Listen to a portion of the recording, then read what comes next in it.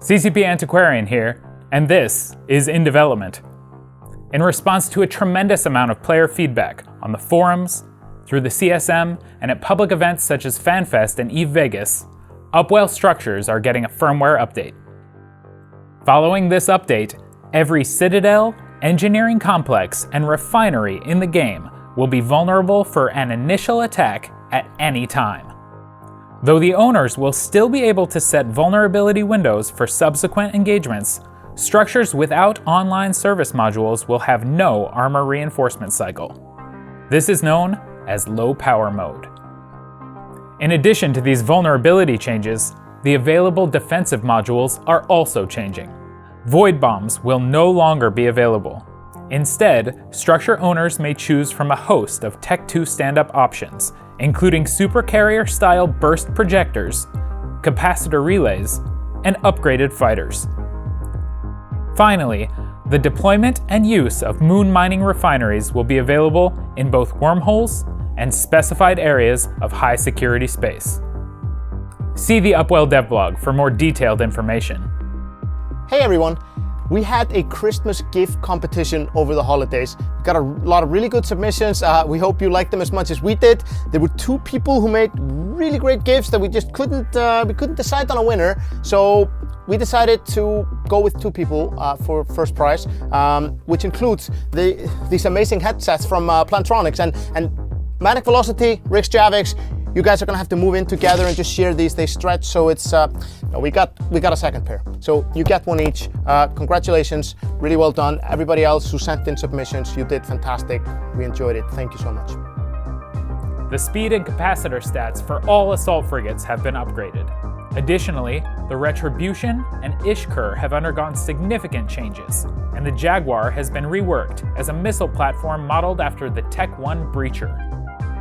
Complementing these changes is the new Assault Damage Control Unit. This module provides passive resists like a normal damage control, but can also be activated to grant extreme resist numbers for a short period of time. This will be a powerful option when a small window of extreme defense may be all the time you need to outlast your opponent or receive remote assistance from fleetmates. And it can be fitted to heavy assault cruisers as well. This year's Guardians Gala will be held at dedicated Serpentis rendezvous points. Here, pilots will crash the party and battle against EVE's drug cartels. New randomized combat will help each progression point and challenge feel a little different, and will require quick thinking and optimal strategies. Boss battles now have a chance to drop a new exclusive implant for the first time in an event. Pilots participating in the gala will be able to earn cerebral accelerators and skins in the newly expanded Spirit line. Also, exclusive to the NES is the eye-catching Eros Blossom SKIN, for those who want to fly with slightly more embellishment. The analysis of the 44.4 million classifications submitted by over 77,000 players in the first 190 days of the Exoplanets project is underway. Hundreds of light curves, previously thought to have no transits, have been identified by the pilots of EVE Online as new transit candidates, with a very high consensus. Once again, New Eden's Capsuleers have proven themselves to be effective, real-life explorers of our galaxy. Hello, glorious Capsuleers of New Eden. There's a lot of cool stuff coming up with the February release, but one of the things that you guys have been talking about most in the last week or so has been the crazy shenanigans that you've been getting up to, namely the Battle of 9 TAC 4. It's always mind-blowing for us to see so many pilots come together and to see the planning, the preparation and the execution that goes into an engagement and a deployment of this scale. The previous record for total number of pilots in a system was during the Battle of MTAC-0. This was 5,337 pilots. In 9 TAC 4, you guys blew this record out of the water, with more than 6,100 pilots in the system. And that doesn't even mention the 4,000 pilots who were based in the staging systems of 7X TAC-V and J5A, ready to jump into the fight if they could have done. Hosting an engagement of this size puts an incredible amount of load on the server. It's looking at the position of every ship on the field, it's looking at damage calculations, who's broadcasting for reps, fleet bonuses, and all kinds of other information that keeps the fight ticking. With every tick of the server, all of this information plus more has to be relayed to all 6,100 people in the system, which, as you can imagine, makes Tranquility pretty busy during a fight like this.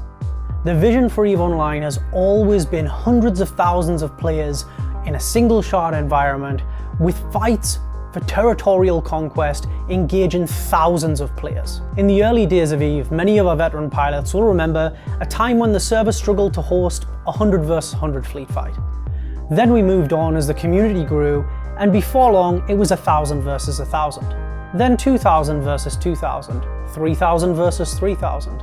And constantly, as we've been able to support more and more pilots in one location, the community has always continued to push the boundaries of what Tranquility could handle. We feel that these types of engagements are one of the cornerstones of EVE Online, and we will always work with the community to push the boundaries as far as we can in terms of hosting these fights. However, there's no simple solution or silver bullet that will change things overnight. Right now, we're looking at various avenues for how we can improve things, including gameplay changes and software and hardware changes. So keep the feedback coming, because we're listening and we want to make sure that we work with the community to make EVE better than ever before. We want your videos for the Fanfest livestream. A really important part of every major event livestream is your videos. Typically people make ads for the corporations, alliances, various services, or whatever community they have in the game that they want to promote, and we want those videos from you.